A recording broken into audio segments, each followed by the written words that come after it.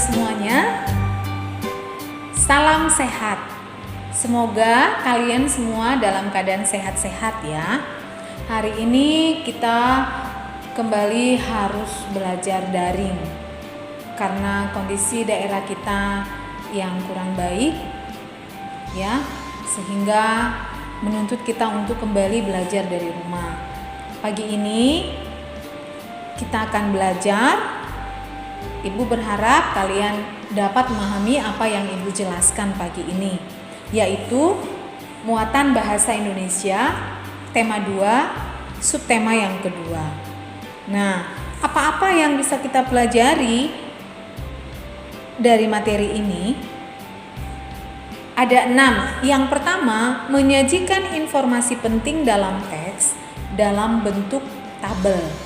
Nah, yang kedua, menjelaskan isi teks berdasarkan kata kunci. Yang ketiga, menjelaskan urutan peristiwa dalam bentuk teks. Yang keempat, menceritakan kembali isi teks yang sudah dibaca, kemudian menemukan informasi dalam teks yang sudah dibaca. Kemudian yang terakhir adalah mengidentifikasi penggunaan kata baku dalam teks. Nah, anak-anak Ibu semua, mari simak penjelasan Ibu ya. Bagaimana cara menyajikan informasi penting dalam bentuk tabel dari suatu teks? Yang pertama yang harus kamu lakukan adalah menyimak isi teks. Di slide Ibu ada buatkan satu paragraf teks ya. Nah, Ibu akan baca. Aroma sengit dari lahan yang terbakar menusuk hidung warga Pekanbaru Riau.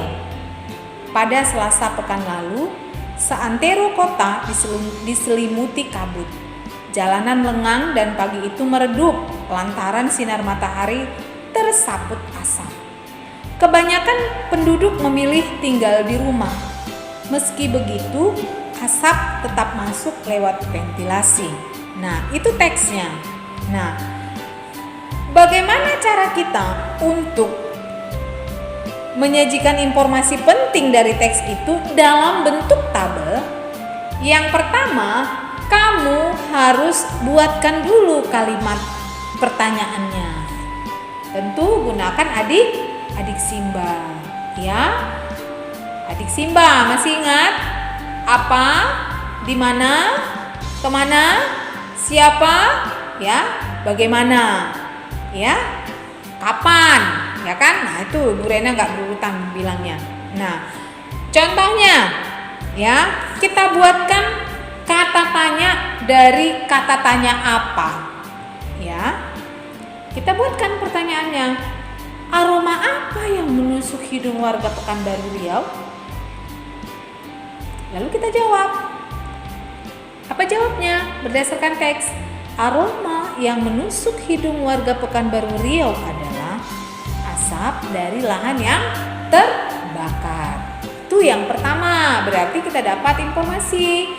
Nah, pertanyaan yang kedua, kita gunakan kata tanya siapa. Nah, siapa yang memilih tinggal di rumah?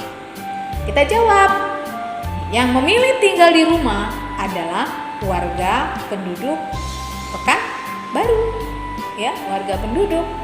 Ya, nah itu berarti kita sudah dapat 2 informasi. Yang pertama tentang aroma yang menusuk hidung warga Pekanbaru. Kemudian lagi adalah warga Pekanbaru memilih tinggal di rumah. Nah, itu informasi pentingnya. Bisakah kita dapatkan informasi yang lainnya? Bisa, maka buatlah pertanyaan-pertanyaan yang lain, ya. Nah, kemudian bagaimana menjelaskan isi teks berdasarkan kata kunci? Nah, Ibu contohkan saja dari teks yang tadi itu kita ambil kata kuncinya asap.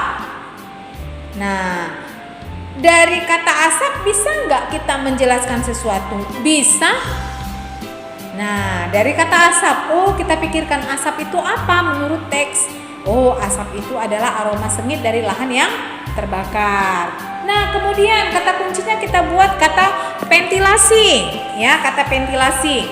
Nah, bisa nggak dibuat kalimat dari kata ventilasi? Bisa. Nah, bagaimana caranya? Ya, buat kalimat dengan menggunakan kata ventilasi. Kita tahu ventilasi itu apa? Sama dengan apa artinya? Lubang-lubang angin yang ada di rumah itu ventilasi, ya. Nah, demikian caranya. Jadi yang pertama kita tentukan dulu kata kunci, kemudian kita buat kalimat berdasarkan kata kunci, ya. Yang berikutnya, bagaimana menjelaskan urutan peristiwa dalam teks?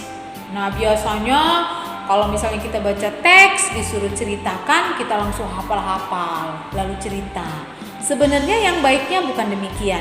Yang baiknya adalah kita baca cerita itu atau teks itu dengan seksama. Kemudian kita tuliskan peristiwa-peristiwa apa saja yang ada dalam teks. Setelah itu, setelah kita tuliskan, ya kita ceritakan. Boleh secara lisan, boleh secara tulisan. Karena apa yang kita tuliskan itu memudahkan kita untuk mengingat, ya. Makanya kalau misalnya ada tugas ibu minta kalian untuk menceritakan kembali isi teks, jangan dihafal. Langkah yang paling baik adalah kamu tuliskan peristiwa apa saja yang ada dalam teks itu, kemudian tulisan kamu itu kamu baca ulang, pasti kamu akan bisa menceritakannya. Itu tips yang paling mudah. Nah, yang berikutnya, bagaimana caranya menemukan informasi dalam teks? Tidak beda dari apa yang ibu ceritakan di awal tadi. Baca teksnya, buat dulu pertanyaan, ya adik simbanya. Buat pertanyaan, kemudian setelah itu jawaban dari pertanyaan yang kamu buat itu adalah informasi yang penting dari teks yang sudah kamu baca.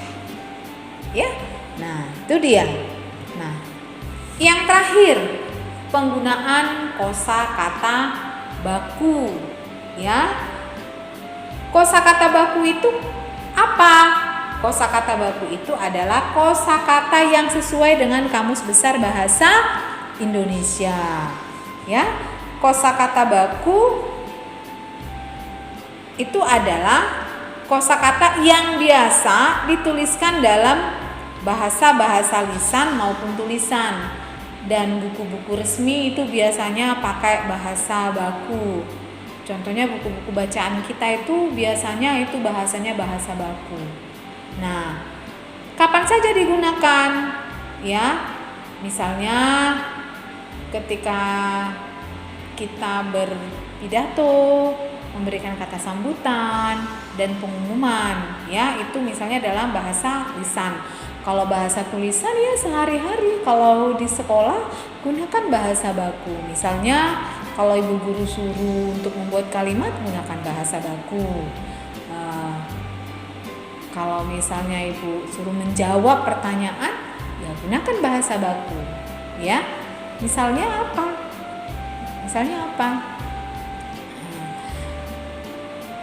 Ibu buat saja contohnya. Kapan perusahaan itu diresmikan? Nah, itu bahasa baku. Ya. Kapan perusahaan itu diresmikan? Ya. Kalau bahasa yang tidak baku, apa ya? Biasanya bahasa yang tidak baku itu bahasa yang dipakai di pasaran. Gimana? Nah, itu bukan baku. Yang bakunya adalah bagaimana. Tapi kalau gimana, itu bukan bahasa baku. Sering kan kita gunakan itu. Nah, itu sebenarnya tidak baik, tidak pas. Ya, itu bukan bahasa yang baku dan tidak sesuai dengan Kamus Besar Bahasa Indonesia. Nah, ibu di slide itu ibu sudah buatkan ada 3 contoh. Di buku kamu juga bisa kamu lihat sebagai tambahan pemahaman. Selebihnya nanti kamu bisa lihat di kamus. Sekarang gampang kok. Kita googling saja. Buka di Google, lihat mana kata yang baku dengan kata atau bahasa yang tidak baku. Ya. Demikian yang Ibu bisa jelaskan untuk kalian pada pagi hari ini. Semoga kamu dapat memahami materi yang Ibu ajarkan. ya. Nah, kiranya kita tetap dalam keadaan sehat-sehat ya. Doakan supaya kondisi daerah kita ini semakin membaik. Doakan kesehatan kita semua. Mama, papa, ya, bu guru juga didoakan ya supaya tetap sehat-sehat, bisa bekerja, mengirimkan materi pembelajaran kepada kalian semua. Ya, sampai di sini. Selamat pagi, salam sehat.